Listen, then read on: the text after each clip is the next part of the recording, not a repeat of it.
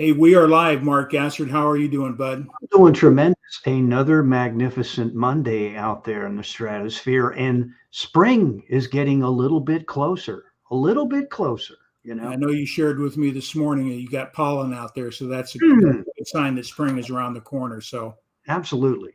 yeah. So, hey, Mark, why don't you share with the audience the purpose of Elevate Your Profits, and we'll do a Okay, quick excellent. rollout and introduce our guest. Tremendous. Elevate your profits. Very simply, it does have to do with dollars and cents. Oh boy, hold your ears if you don't want to hear that word, but who doesn't in this economy right now? And we're going to delve into some really exciting things with our guest tonight, Tom, as you're going to share that with us. But, you know, it's also, about your business, or it could be about an idea, a concept, a cause. It's not just solely geared for dollars and cents, but tonight we are going to talk about that pretty intently, so to speak. And, we welcome anybody, and we've had people that have been authored in the past come on here, and we highly recommend. Tonight we have someone else that's authored a few times over. So it's always a lot of fun. We never know who we're going to uh, who's going to step forward and come on Elevate Your Profits. And it's really all about, sharing ideas, concepts, and we learn from you as much as you learn from us. It's give and take, and tonight's going to be one of those magical moments. I feel it, and that's pretty much it for me. Well, thanks. Good job, Mark. So, in closing, we're going to be right back.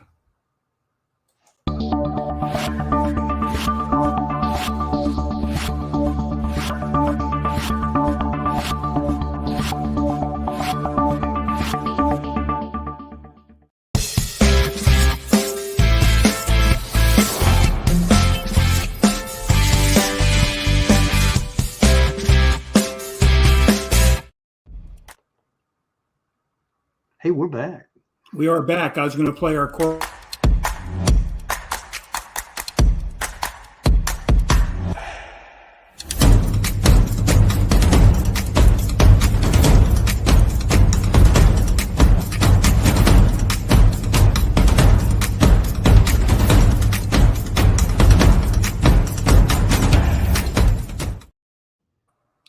Here we go. We are ready to roll. Absolutely. I'm ready to go to a football game when I hear that, man. Kind of get you pumped up, geared up, so. Well, I'm really excited tonight and humbled and honored to have our guest on. He's a distinguished practitioner in the dentist industry. He's also part of the ASEA team. He's written 3 books. Tonight we'll be talking about one of his books. We'll allude to his other 2 books tonight as well. But tonight we'll be talking about something that I think it matters with everybody, why it matters. So we'll be talking about his book, his principles, his why, and all that. At this point, I'd like to bring in Dr. Lee Ostler. Good evening. Good afternoon, Lee. How are you? I'm great, Tom. Hi, Mike. Hi, Mark. It's nice to be with both of you. Oh, thank you. Thank you for being here and giving your time to share with us this evening. We really appreciate it. You're welcome. I enjoy this.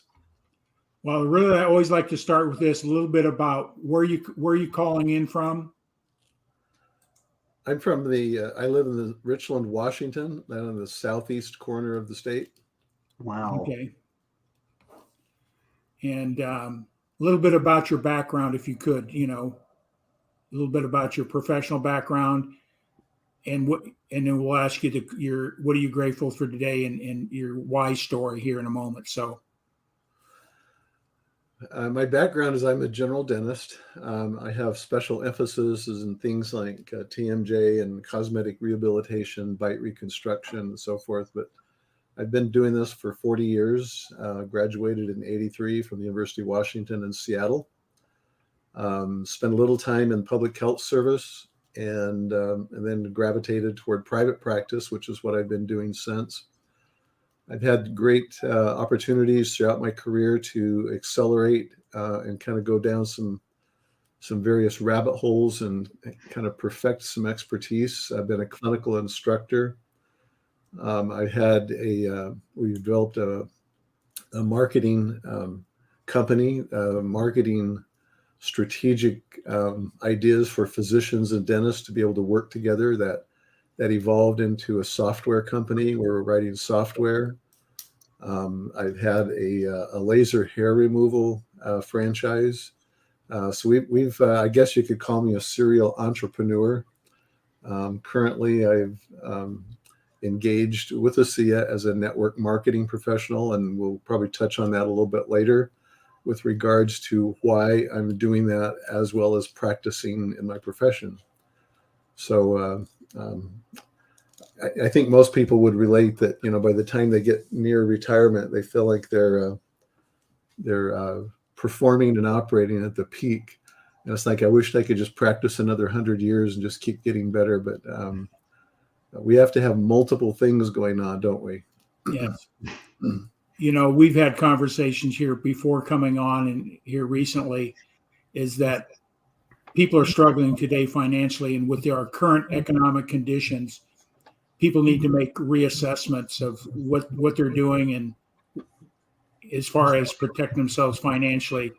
So we'll be talking about some of the 2 or 3 of the principles in this book. It's a marvelous book. It's something I've been coaching for years and encouraging people to have the side gig and to minimize risk to themselves financially by having that extra stream of income. So Mark and I have been promoting MSI, multiple streams of income, Robert Kiyosaki principles for years, and I've been involved in that personally myself. So tonight, hopefully what you'll do is be able to bring people to start asking those. I believe questions are the most important thing. Start questioning what you're doing and why you do what you do, and what are the solutions to potential risks that we have financially. So with that all said, we're going to move right into your book. I like to always start the meetings out with this. What are you grateful for today? Yeah, I'm grateful for opportunity. And I'm grateful for the ability to choose, for, the principle of agency. Sometimes people get stuck, or they get thinking that they have no options, that they're in a corner or a cul-de-sac. And I'm really grateful that the human condition allows us to think about our thoughts, and to evaluate, where we're at, and make decisions that we can be about making a difference. We can improve our own lives, and I think that's in part, what this whole discussion will be about, is how do we help other people. The principles out there is if you want to get ahead, then help other people get ahead, solve their problems, and you'll solve yours in the process. And I think that's a very outward focused, altruistic and principle-based approach to life. And so I'm just grateful that we have that freedom and that liberty to still be able to do that. A lot of people think, why would a dentist need a side gig? And so what you've had many different years. You said you're a serial entrepreneur, so you've always sought out things that to solve people's problems by being an entrepreneur. So what's your reason to be associated with ASEA, the company? Well, this actually goes back a long time before ASEA ever came into being. And, I was fortunate enough, and again, a point of gratitude, that I was taught the idea of getting mentors and coaches. And some of those I've paid extraordinary amounts of money to be coached by. And others, they were free, and others, they were multiple. And probably 9/10 of my mentors, who I would consider a mentor, don't even know and never did know that they were mentoring me. I just chose them and read their stuff and followed their thinking because I wanted to get outside my own boxes the best I could. And it goes back to that MSI thing that you talked about, the multiple stream of income. Now, I think that was the first concept that I came across probably 35 years ago with these sequence of mentors that came into my life, was that it was a smart idea to diversify your income sources so that if one went south, that you'd have others that could pick up the slack. And it's just about being, prepared. It's about having, getting your ego out of the way and realizing that there's other people that can help you. And so that was probably the fertile ground in which those ideas for me were planted. And I grew up in a home where my dad, bless his heart, he had a lot of MSIs and none of them really worked well.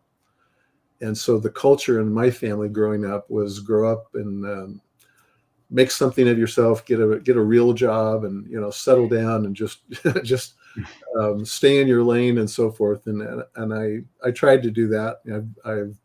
I've done that well with my main profession, but the thing that always happens to all of us, the thing that we have in common is we are human, and human things happen. Life events happen. You have family, or you have situations, or you have economic things that occur in your life that you're not in control of. If we were all in control of everything about our lives, we'd all be rich and famous, but we're not in control. And so we have to have some element of preparation, minded thinking going on to say, well, how do we create this multiplicity of income streams, or, and that doesn't mean hundreds, it just means more than one at least, right? Yeah. And then the elevation from there to say, well, if I'm going to do that, what's the best, smartest way to do that? How do I leverage my time? How do I leverage my efforts so I can get the most out of what I'm doing? I didn't want second jobs. I wanted to, again, multiply my energies and my efforts by having some things that were passive, some things that I could employ other people to perform to my benefit and theirs. And that's when I came into network marketing like 20 some odd years ago. I reluctantly got into it, and it actually turned out really well, but it was something I had passion for. It was a health related thing, and actually made a little bit of money at it. When that company imploded and went away, the income stream went away. And so I just kind of put it on the shelf. And the way I got into ASEA, just the side story, it wasn't because of the income side of it. It was because of what the product did that the company manufactured. And just a short story on that, it was my wife. It wasn't me, it was my wife. She's had poor health for 40 plus years. And we were sitting in the doctor's office one day, and he looked at us and said, I think you need to get her on some redox signaling molecules that will help her. And I said, well, what is that? And he said, just go get some. And I go, but what is it? And he said, just Google it and get some. And that was all I knew about ASEA or redox or anything. I remembered it from some science classes, just the chemistry kind of stuff. But so I found some, we got some. She started using it, and about 2 days later, it was like flipping a switch. It's just like she came alive. And after 40 years, you kind of know what their pain is, what their trials are, and clearly something was different. And so that really wound up my intense little brain cells to say, I've got to figure out what this is, because there wasn't a lot out there about what it was, at least in the science side, to my satisfaction. So I started doing what I'd been doing for 10 years. I'm a past president for the American Academy for Oral Systemic Health. And in that arena, I had done a lot of research. I'd written several books. And so I just I used those skills and repurposed them and started diving into the literature to figure out what redox signaling was about, that this company was purporting.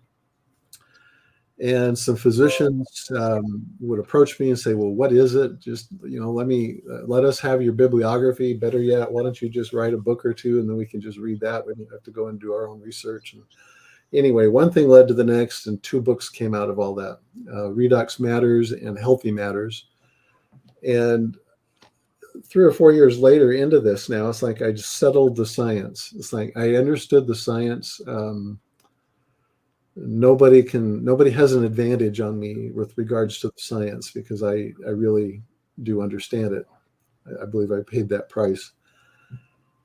And so my attention shifted, and I started to realize, this was a couple years ago, I started to realize things were changing around us.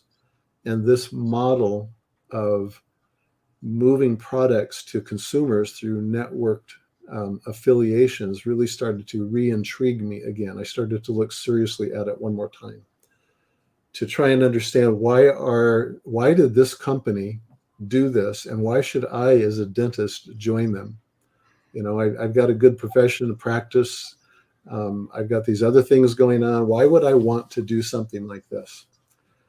And so these same principles of be better prepared, be more diversified, have additional income streams, do something that I love, something that I'm passionate about, something that helps me and others. It all just kind of came full circle, and I realized that we're getting hammered. And in March of 2020, I happened to be in one of those states where the governor is very proactive to protect us, and in doing so, he shut my practice down, as well as, you know, all practices. At least we were deemed in dentistry as non-essential across the country, and so every dental practice in the country was shut down. And I sat there for 2 months without income. And you're thinking, you know, maybe I'll survive, maybe I won't. I'm glad there were some bailouts. You know, the majority of dental practices across the country needed those, some more than others. But it taught me some real-time lessons, you know, with you need to get yourself financially prepared as well as health prepared for the future. You know, we don't want to be dependent on medical intervention to keep us going, to keep us alive, to keep us healthy, quote unquote. But we also need to have other aspects that would help us deal with the economy at hand. You know, this whole, you've got this, am I recession proof? You know, and that's a great segue, because that's what our economy is doing. The title of the book is Why It Matters, How to Become Recession Proof in a Gig Economy. And that intrigued me. That subtitle intrigued me because, like, what is a gig economy? Why, you talked about why would a physician want, you know, or a dentist want a side hustle? Well, in my research, I found data that supported that 40% of physicians have side hustles. And I thought that's strange, just kind of like you were asking the question, why would a dentist need a side hustle, right? There's a societal assumption that physicians kind of have it made. They're at the top of the, you know, the economic chain. And why would 40% want a side hustle? Well, what you don't know is they're hurting. They're no different in their strata, you know, than the average person is. They still wind up, whether you're a dentist or physician, they still wind up in situations where they need their Social Security and things that they've put away. And even if the stuff you did put away you think is significant, we could have that all go away in a heartbeat, or with somebody's stroke of a pen, or anything that could go south, you know, in the stock market. All of a sudden, you're no better off than anybody else financially.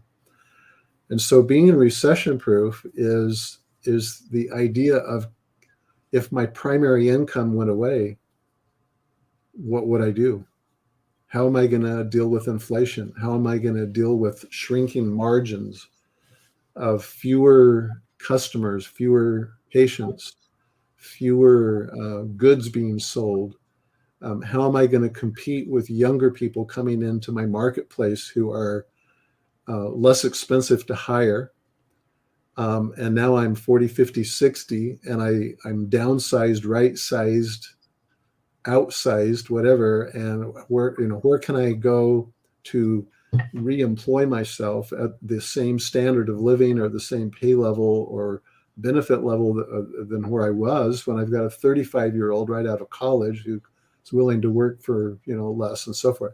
So these are all problems and conundrums in our economic society that have created, this all comes to the point of, it creates a gig economy.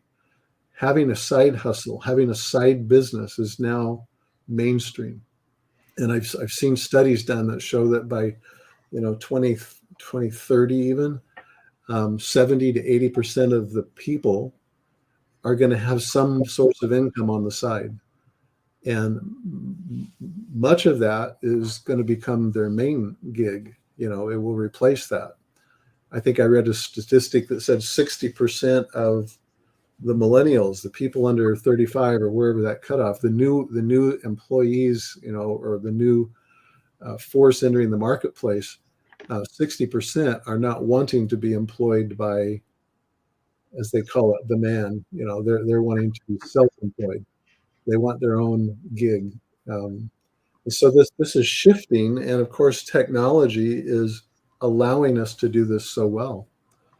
If we just took this idea of I'm hurting and I need some extra or want something extra, if we just kind of started with that and just said, well, what would I do? Would I take my hobby and try to monetize it, something I enjoy doing? Most of the time when you monetize a hobby and it becomes a job, it doesn't become enjoyable later because now you're obligated. You might take your expertise and say, well, I'll consult in that. And I'm like, that's okay. But you could you could bake bread for the neighbors and take in ironing or do consulting or do bookkeeping but all of that means you're trading time for dollars.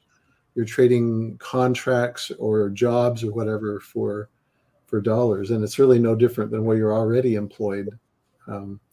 So that's why I like the networking model, is because it allows me to access, and this is why I joined ASEA in part, there's a $51 million infrastructure there that I didn't have to create. I didn't have to come up with a product. I didn't have to come up with the marketing. I didn't have to come up with the R&D or the sales support or the website or the IT or the HR or all the things that if you were to start another business, you've got to deal with much or most of those in some fashion, and you're going to have to pay for it in some fashion or do it yourself in some fashion. The nice thing side business wise is we can run these things out of our home, so that helps. I don't have to put up a brick and mortar somewhere or rent a space or obligate myself for 5 years or get a loan that I can't walk away from. For a small fee, I can be in business. So those are all, collateral principles and aspects to this idea of what am I doing to make myself recession proof? What can I do to create value for the marketplace and help people solve their problems and do it in a way that benefits me and them and leverages my efforts in the marketplace? Because I didn't want to just trade more time for dollars. So that's kind of I'm just kind of trying to hit on all cylinders there. But even people whom you would not suspect, because you don't know their story, you don't know how many businesses they've gone through or how many have failed or how much their school debt is or their business debt that they can't walk away from. I don't think those are golden handcuffs. It's like they're handcuffs. You can't walk away from them. You're obligated. Anyway, so you're in business for yourself. I do have a question or pose a point out here, is that there's a lot of different ways everything, taking a hobby, turn it into a business, a skill or talent that you may have, but you end up just basically creating a job that you hated when you worked for somebody else. That's how I look at it. So network marketing, and ASEA calls it next level marketing. Could you expound on that? And I look at network marketing, if you take a good solid network marketing model and place it up against a good franchise model, they're almost identical, but you don't have hundreds of thousands, if not millions of dollars you have to invest for that system. Would you like to expand on that for us? Yeah, I'll do that last point first. If you were to go in to just say pick a franchise, whatever it is, I've owned a franchise before. You're paying tens of thousands or hundreds of thousands of dollars just to get through the door, to have the name and to have the central support that the franchise allows you to happen. But then you still have to find a place to put your franchise. You need leasehold improvements. You need employees. You need working capital. You need to pay your taxes. You've got accounting. You've got all the things of a standard, typical business, but you have a franchise, and there's some benefit in that because you can outsource some of the central support things that make it more efficient, and as well as the name recognition, especially, you can take advantage of that. And network marketing is in essence a form of franchising, in that the people who affiliate, or rather associate with the parent company, are an affiliate, meaning they're referring people to the core parent business entity without having to stockpile or purchase or inventory or invest on all of the foundational business activity or support elements that you would otherwise have to do. And so as an affiliate or an associate of a network marketing company, it allows me to represent them. And then as I refer people to them, and those individuals purchase the product straight from the parent company without going through a middleman person, then I can receive a small commission on their use of those products that they are doing for their own purposes. Furthermore, and this is where the leverage comes in, and I call it generational leverage. You call it reproductive leverage, is that other person then can themselves associate with the company. They can represent it to other people, refer people to them, and work that I did 6 months or 6 years ago can still increase my income and occur month after month after month because of the work that other people are now doing within this network that I am responsible for creating and supporting. And we call that form of income residual income because it's reoccurring, eventually not in a time-dependent fashion, and it's happening around the clock, meaning I'm earning income in my sleep from multiple places around the world at all hours of the day. And so I've separated myself from the activities that generate income, and I don't have any limit because there's no cap or there's no top level. So this next level marketing idea is there's hundreds, if not thousands, of network marketing companies that love this business model. It's rooted in some history, and sometimes the history has been kind of sour, but so has the history of franchising. And it took many decades for regulatory laws and self policing efforts to clean things up in the early decades for franchising to even come of age where it was respectable like it is today. We don't bat an eye about doing business with a franchise anymore, or even to have a franchise. We just find it hard maybe to afford to do it, right? But the same thing has happened over the last century with network marketing. And next level marketing is the next evolution, in my opinion. The industry is from a legal point of view, it's upstanding, it's legitimate, it's appropriate. But the way we do it, the way we approach people, the way it is spoken of, and the way we consider it is very different with what ASEA has created with what we call next level marketing. It's very counterintuitive. And the thing that I was always opposed to, probably because of my culture and what I was exposed to as a young person, was getting into these kind of deals to get rich quick, to make tons of money, to be the millionaire, the billionaire, the whatever. Because to me, that was never the right focus. I didn't like that. To me, it was a turnoff. And it doesn't mean that you can't be that, because there's no limits to how large you want to grow your own leverage network. In my dental practice, there are limits to how much I can make because I can only see so many people in a given day. I can only deliver so many services. But in this, I can leverage myself. So the counterintuitiveness of next level is I like what Simon Sinek has said in his book, Start With Why.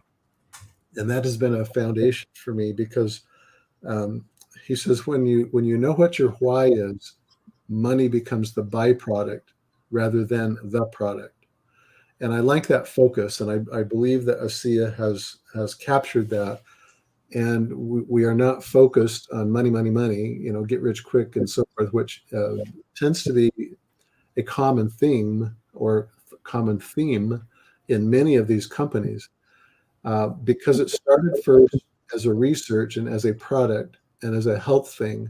And once they discovered that they had something, then it was like, how do we market this? How do we get it into the marketplace? And they realized that word of mouth marketing was the best way to tell the story of what redox signaling molecules were about. And that's the essence. Of course, that could be another hour discussion about what's the science and how does this help with your health. But if you assume for a minute that we got that figured out, that it is everything we say it is, then it's an issue of how do I get it in the marketplace? And word of mouth marketing is really the answer to that.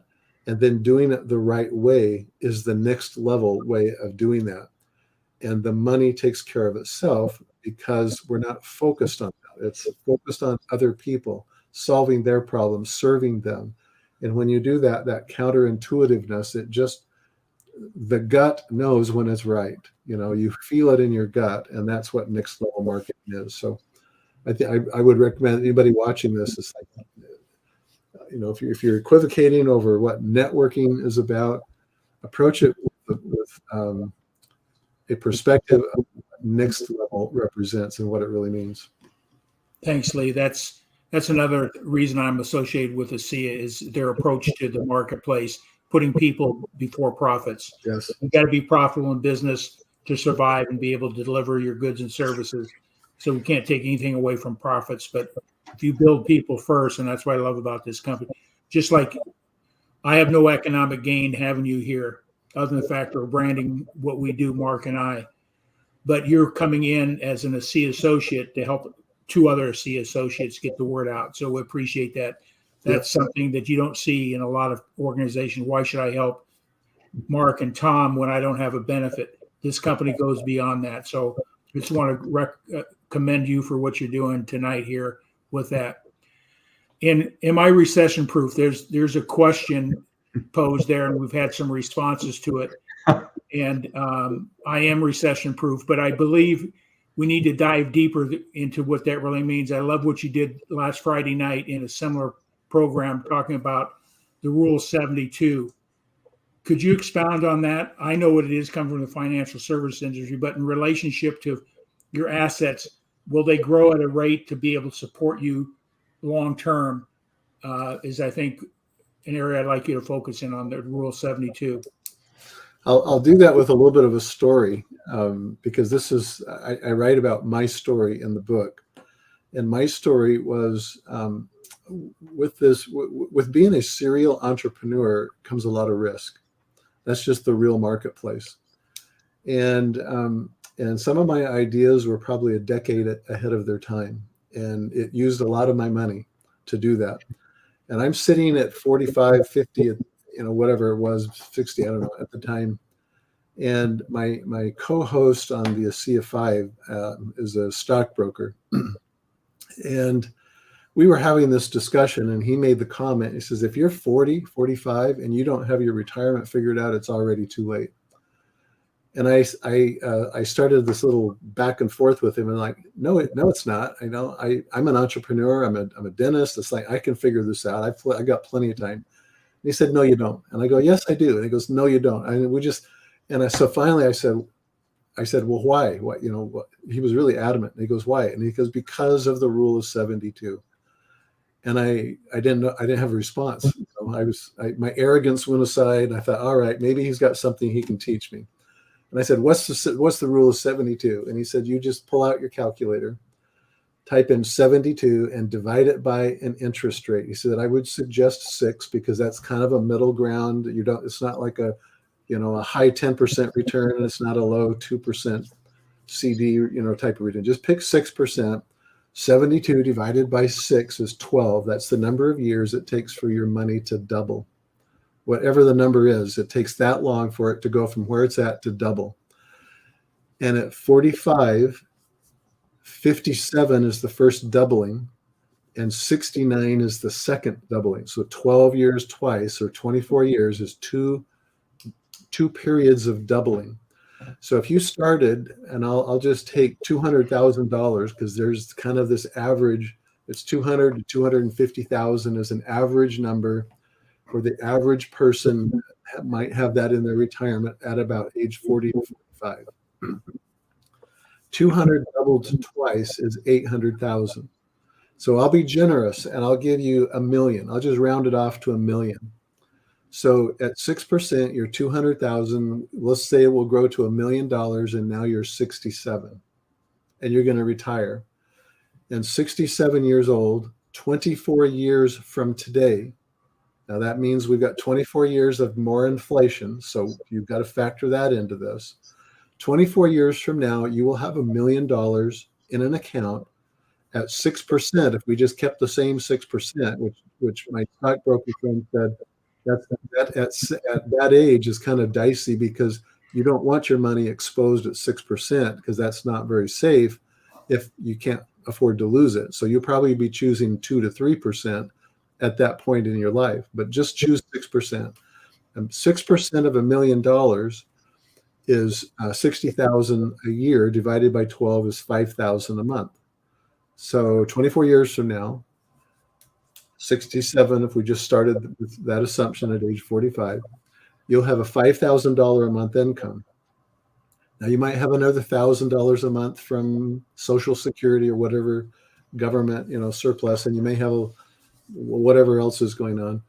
But the question is, given your current state of your standard of living, because you know how much money you're earning and what you're spending, and most of us spend what we earn. So just whatever your income is, figure that's your standard of living.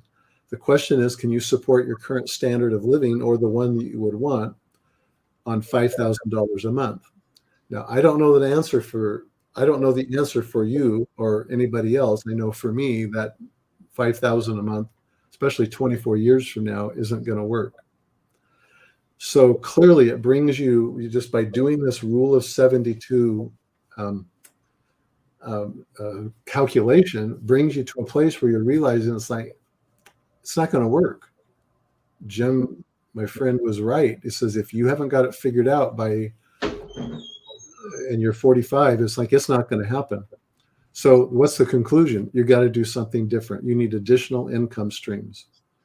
However you can make that happen. So that's just a quick kind of down and easy, simple, way of using the rule of 72 to factor where you're at. This is why we've always said you need to start when you're, 18 years old, to put several hundred or a few $1,000s a year away. Do that for, 8 or 10 years, and there's enough time left for it to keep doubling, that you'll wind up with something. And that's kind of back when $1 million meant something in a retirement.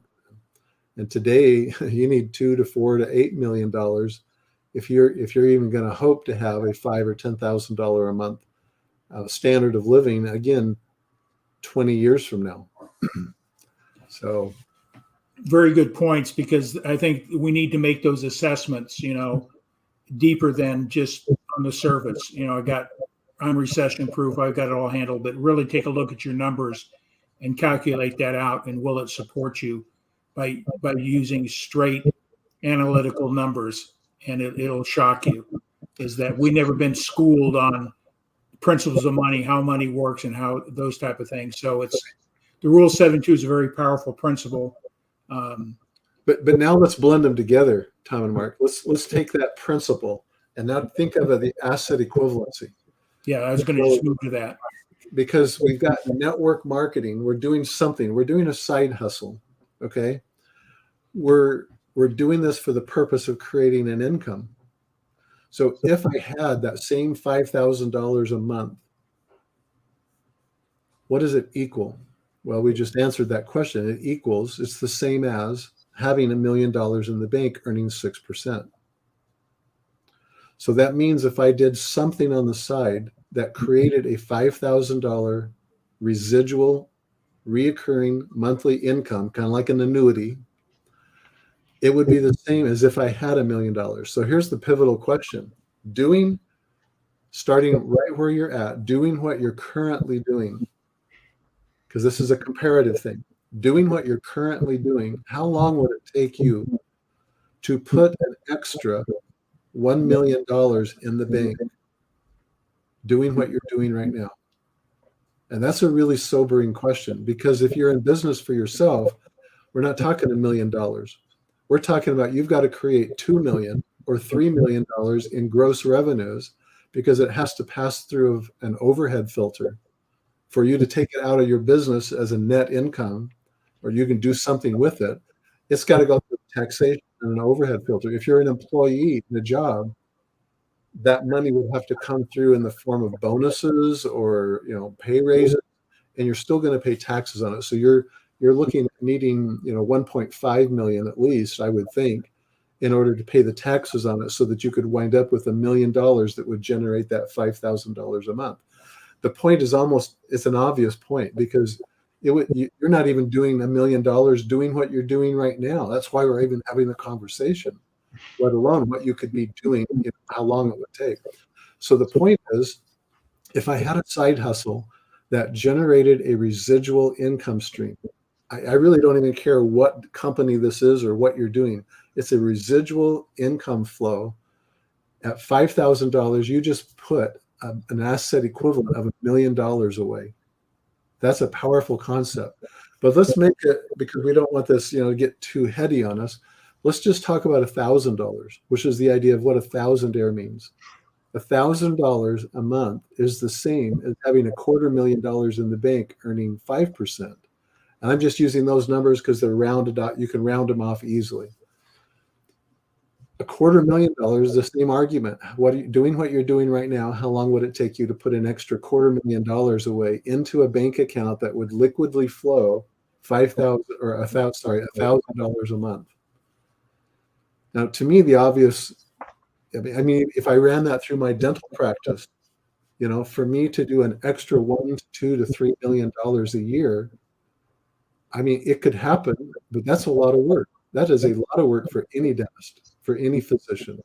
Okay. And it has to go through those overhead filters, and I'm generating it with time. I'm trading time to do that and services to do that.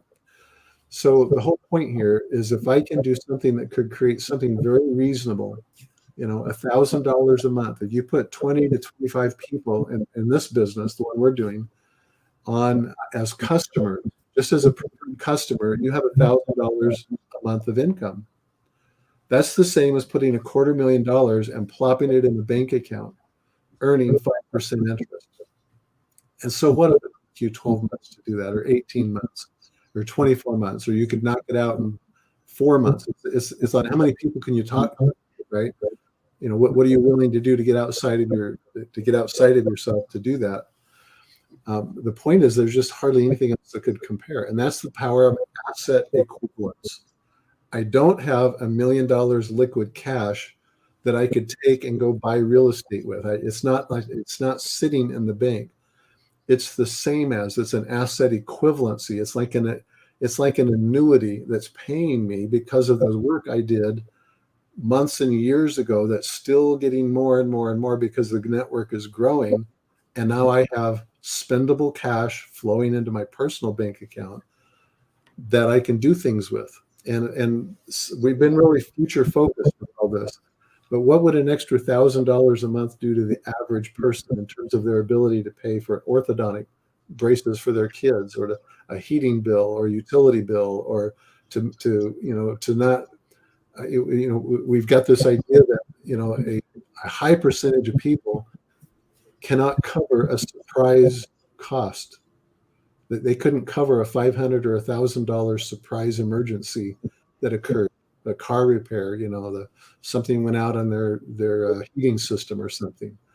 A kid comes home from, says, I've got this extra expensive school, something. It's like, do that. Well, guess what? An extra $1,000 a month is like a 10 to 30% raise for most people. So. And something too, I think it's important with the right business model with network marketing. you can create legacy income or generational income that could be passed on to your family once It's an asset. It's an asset. So I think it's another critical thing is what are you doing today that can be generational to support your family or support a cause or whatever your purpose in life is.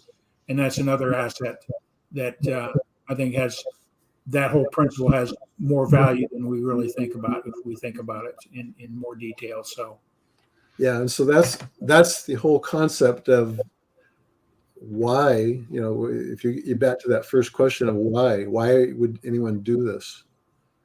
I mean, we could be facetious and say why not, but to be real about it, it's like the economy is hurting. If you haven't figured out how you're going to survive a loss of income, or if you haven't figured out how you're going to survive financially,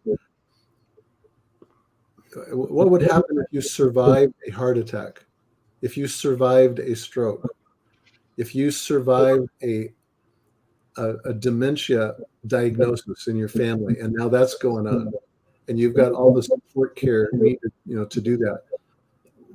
These financial services people, and Tom, maybe this was you. I don't know exactly the brand of financial services you were doing, but if you had some investments out there in the stock market or real estate or whatever, and suddenly your home got swept away in the flood, or your business went under, or you got fired, or you had a heart attack and you were disabled, or a stroke and half your body's paralyzed, right?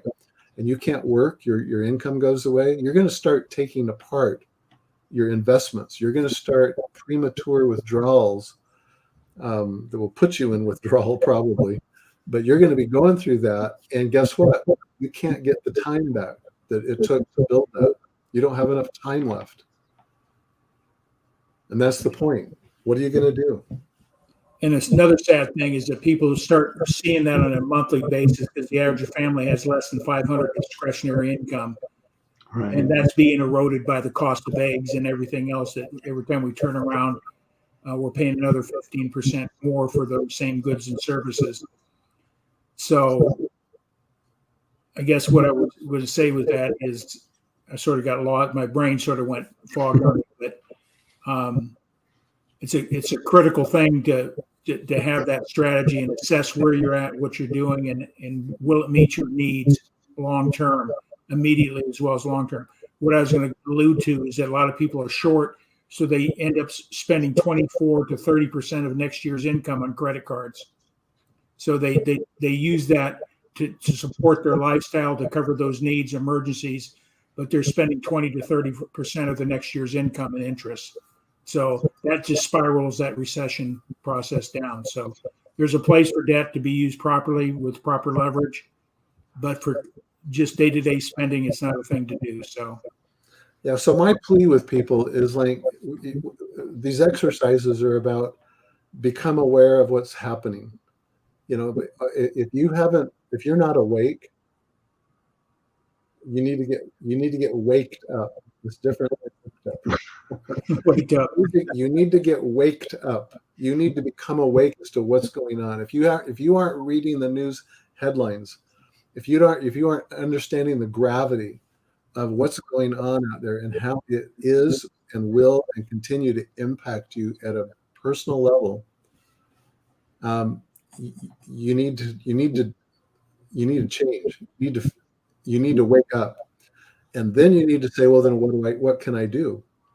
And you've got lots of options. You can take in the ironing of the neighborhood and do their ironing for them. You can walk their dog. You can do their taxes. I mean, there's a lot of ways you can earn extra income. You can cut your expenses. You don't need to go out all the time to eat, and you can eat rice and beans once in a while and get a less expensive cut of meat. I mean, there's ways to cut your expenses as well. But once you come to that realization that you need to change, then you go, well, then I need additional income because I can change the balance sheet faster by adding income rather than cutting outgo. Both are indicated, but I can change the profit and loss balance much quicker by adding an extra $500 a month or $1,000 a month or $3,000 a month. That happens way faster in every way. So then you go, then how do I do that? What kind of thing do I want to do? Am I going to trade my time? I already have one job. Do I want a second or a third or a fourth job? How much leverage do I want? How can I use the technology? How can I leverage or outsourced resource platforms, business platforms to support me so that I can spend more of my time in the activities that earn income rather than doing the back work of keeping the business going. And so it's just one logic point after another. And that's where, to me, it winds up at the final place of saying, I need a network marketing company, because there is no investment. We could say, well, it's $40 to join. All right, compared to what, a couple $100,000 to go start another business? It pales by comparison, and that's the downside, because the barrier of entry is so low that the barrier of exit is also very low. It's like if you don't walk away from a job that you have $1 million banknote on, I would not walk away from my dental practice. I couldn't. You'd be insane to do something like that. Could sell it, but I can't just quit, because I'd be in debtor's prison or whatever. And so the point is that the common average person can take advantage of the gig economy. That is a trend. You want to put yourself in front of trends. Don't do things that aren't going somewhere. So the fact that there's lots of people looking, they also feel the economy. That's why this is mainstream in the gig economy, because everybody's thinking about these very same issues. I need to do something. I'm getting beat up, inflation, credit cards, kids' braces, and they need a new size of, pants because they're growing. Food's more expensive, whatever, right? They feel the need, and now they've got to solve a problem. And I can now show up and say, let me help you with your health. And at the same time, we can create a business with you. And you can get that extra 300 or 500 or 1,000 or 5,000 or whatever it is a month going. And it costs $40 and a little bit of your time to get going. That's kind of the bottom line. Yeah. Right. All upside, very little risk associated with it. The risk that you face is doing nothing, and that's important. Make that assessment and find that thing. I call it having lanes. You find your main purpose, and then your side gig should run I call it run parallel. So it's easy for you to shift from one lane to another. Yeah. So everything I do, I've got my main lane, but the things I put on either side of it run parallel. So I'm not diverging or going off and chasing silvery objects. I just shift. So find that thing that I call blows your hair back, that you have a passion for. Build on that, and then find things that will support it. Create multiple streams of income off of one. If you can do that, when we look at the wealthiest people in this country, they have 5 sources of income as an average. 5 sources of income. We think, why would a mega millionaire or multimillionaire want to do that? They're doing it for a lot of whys, for that family legacy. They're doing some things that we all dream about, but they're exercising these principles. And that's why I love Robert Kiyosaki's book. I think you mentioned it the other night, is the 4 quadrants of income, and start evaluating what you're doing. What quadrants are you in, and where would you get the best leverage for your time and money to solve that recession process? Would you agree? I would. And I would implore people, don't go get a side hustle because you love it, because you enjoy it. You can learn to love and enjoy. I remember having to think through dental school. It's like, I don't know if I can do this. I don't know if I can do this. I don't know if I hate blood. I hate blood. I was like, all these reasons, and I kept telling myself, there are hundreds of thousands of other people that figured this out. You can too. And so people who say, well, I don't know if this doesn't work, I quit, and it's like, it didn't work. It's like, no, you didn't work. You got to figure this out. You've got to be smart about it, which is what I think you were just saying. If you're going to go spend 20 hours or 10 hours or 5 hours a week doing something, the question to ask first is, does it blow my hair back? Is this something I'm really excited about? And can I leverage my activities and my efforts to where I can get 20 hours out of work out of 5 hours of work?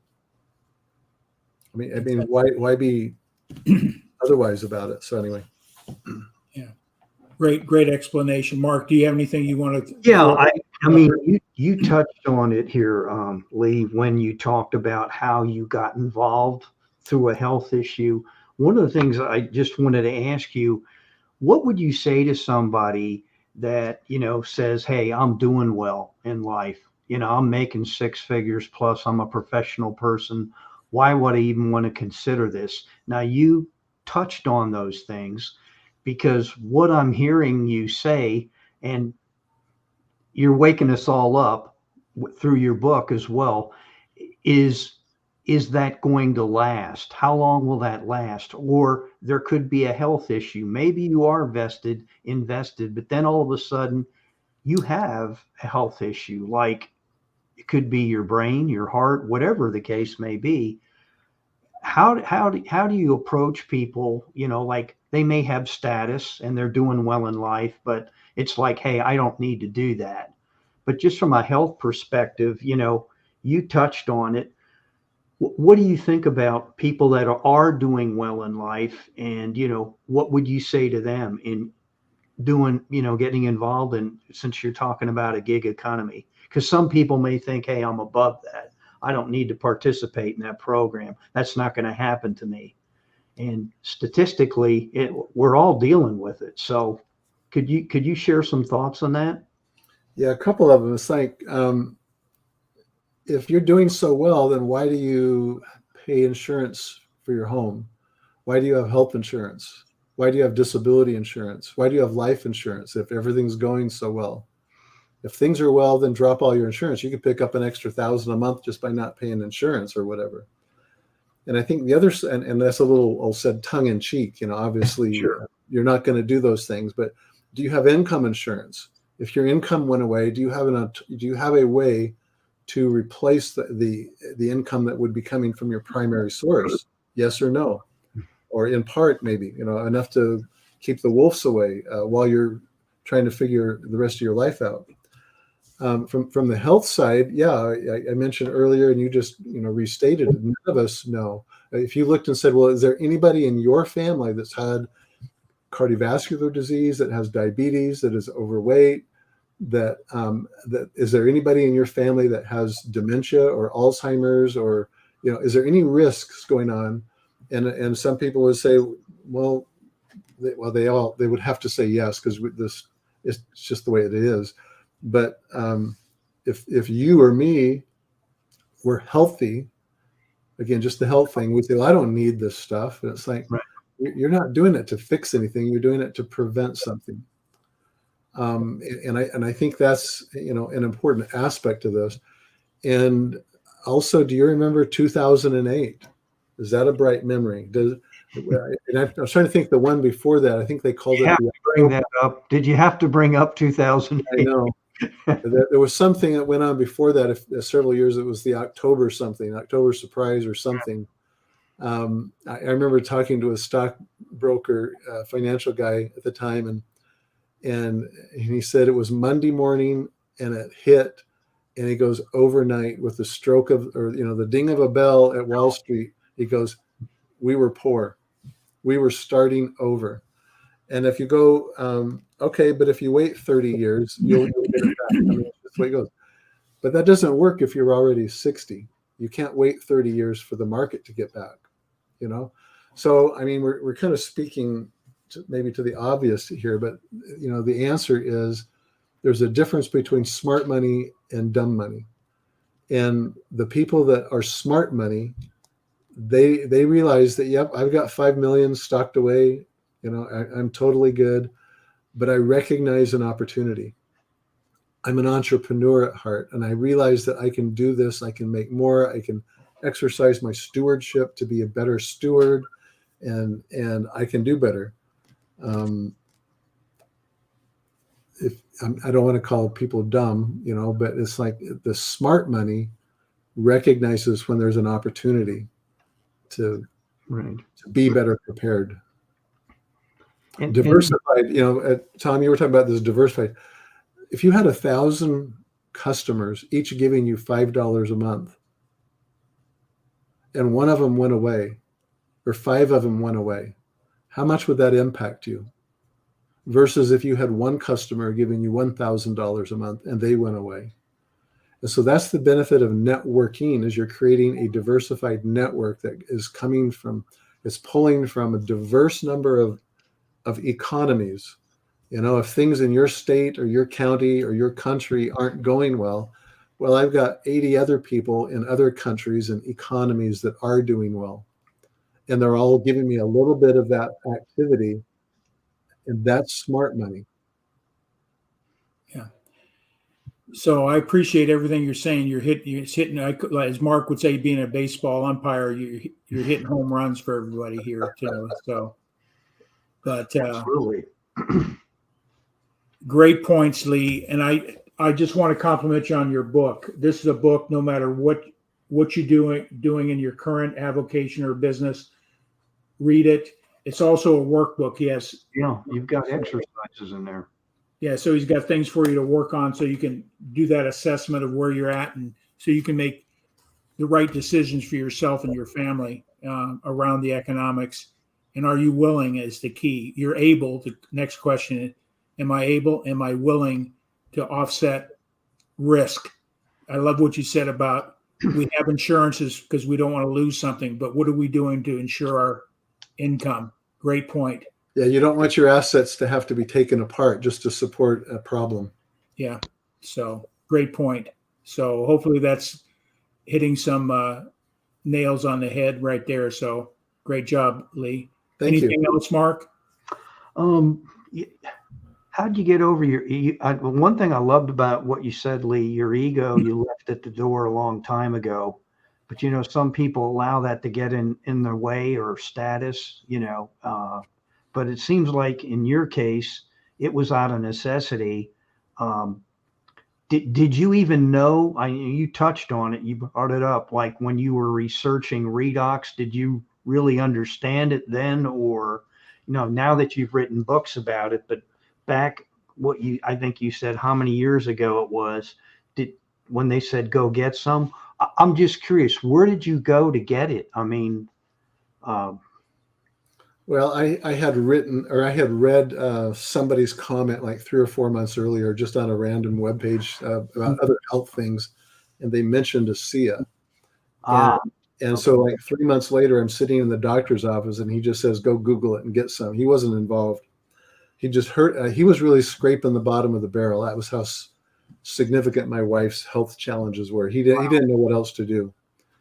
And which is why he thought maybe this was shot in the dark, right? And so I recalled reading about it from this other author in one of her books, and so I just searched her stuff, and I found her, and I found the site. I didn't really realize what it was. It was like later, it was like, oh my goodness, this is network marketing. Oh no, please, I just want to go to Walmart and buy this stuff, right? And then I started to wake up especially after I saw how it helped her. I was like, well, I can't stop this now. I was like, that would not be right to her or me to not help her have the solution for her health. And that's when I started to look at the business side and think, well, if this is a network marketing business, I have to know that the science isn't going to be like a rug that goes out from underneath my feet. This has to be solid. And then when I got that down, I started to realize my only last objection here is that this is one of those things. Chicken bone in my throat. It just, can I really swallow this, right? Because after all, I am a dentist, right? I mean, it's like, it's like, go look at the front door of my building. That's my name's there, right? It's like, anyway, I had to deal with that, and everybody has to deal with that. And then these older mentors come, I could hear them saying, you need multiple streams of income. And I thought, well, maybe this is it. And so I dove into the business side, and I realized I realized, nobody's perfect, but I don't know how else to characterize this. I realized how pure this company was, how above the crowd they operate at, the integrity, their ethos, the way they think. This is legacy. They're not there to just churn a profit in 5 years and flip it to the next investor. They were like, no, we're in this so that your great grandchildren can inherit something from you. And I just, that is so refreshing to me. And so then I started to get my head around the machine, the model. This is a spreadsheet. If you put something in the top of the spreadsheet, it comes out the bottom. It's a widget when it goes in the top, but it's something when it comes out.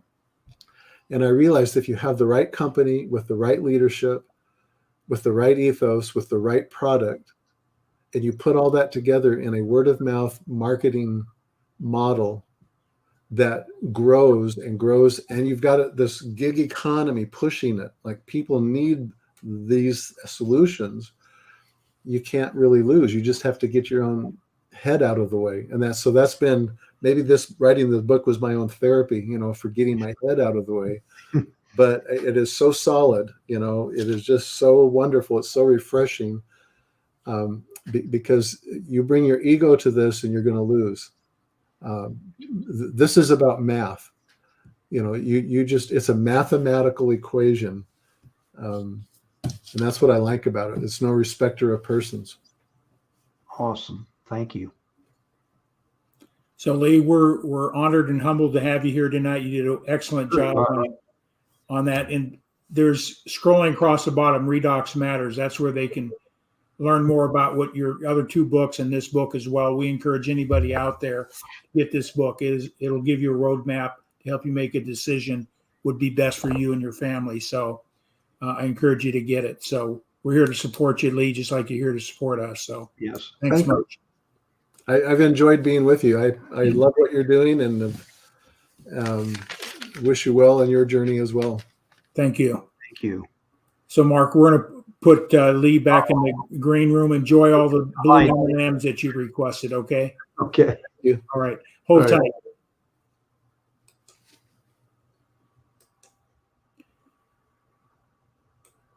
Well said. Well said. Would you agree, Mark? Oh, absolutely. A very, very humble man. And I'm sure he sees himself.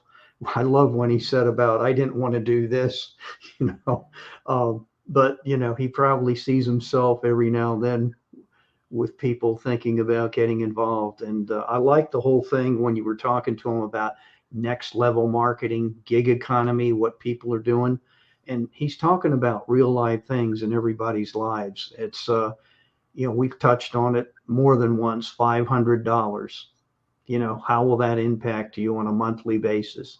$1,000, everybody could use a little assistance. I've never seen anybody turn money away, oh, I don't need it. Give them $500 and see what happens, or $1,000. I've never seen people return it. Maybe you have, Tom, but I haven't. So I've heard people make that statement, but when they get the money in hand, they don't give it back. You'd be lucky if they said thank you, right? Yeah, for some, but no, he touched on and he talked about the ethos and just having someone like Lee on here. I mean, it just reaffirms I'm in the right neighborhood. Just down to earth, solid, type individuals. They operate from a premise of integrity. That's the best way I can put it. And they don't pull any punches either. They tell you the way it is. And I enjoyed listening to them. All right. Well, I appreciate Lee being here. We'll go ahead and wrap it up. Do we have a guest next week on the agenda?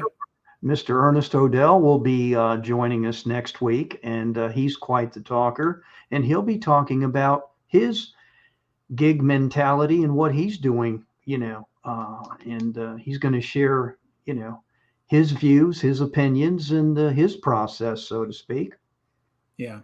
Just more things to think about, knowing what your options are so you can make that intelligent decision is so important. Absolutely.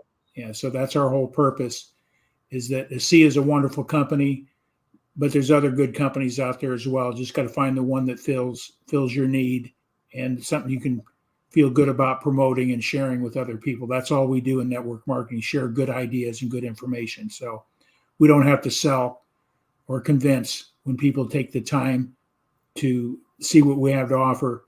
The science is there, the opportunity is there. There's no hype here. I love what he says, be a side hustle thousandaire. That I can comprehend that. People can't comprehend 1 million, 2 million, or mega millions when they're making 50,000 a year. That's outside their belief system. It's possible. So, but building a business what I always ask this question: what would your life look like a year from now if you were making an extra $1,000 a month? What would your life look like? Yeah. They'll tell you, and then just ask the question: what are you willing to do to get it? And that's their decision.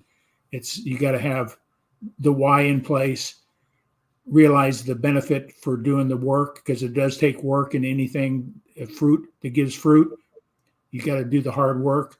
I'm not saying network marketing isn't hard. It's like any other business. You got to focus and be intentional, and looking for outcomes to help and support people any way you can. So anything else you'd like to say, Mark? That's it. I just want to thank the people that joined us this evening as well.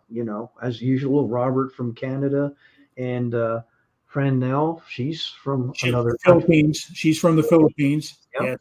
Yeah. So another country. So thank you so much for taking the time to hop on. I want to thank Eric for being here as well. Absolutely. Our pizza crust guy. So yeah, Mr. Bam. Yeah. He's got a great program he puts on as well. Oh, so. Absolutely. You talking about the locker penalty box? Yeah, the penalty box. Yes. Yeah. So I always think of the locker room when I see his event. And Eric, if I could, I'd watch the whole thing. I hop on real quick and watch, and then I got to go do my thing and get back on the phone. But yeah, check out Eric's program as well. Yeah. Penalty box. Good things. Okay. So we got Ernest Odell coming on next week. That'll be another great eye opener of what he's done in the area of technology. They have a multiple streams of income, showing people how to use technology to make money. So that's a pretty powerful thing as well. So absolutely. Yeah. So with that all said, Mark, anything else? That's it. Well, we'll close out with our brand closing video here. It's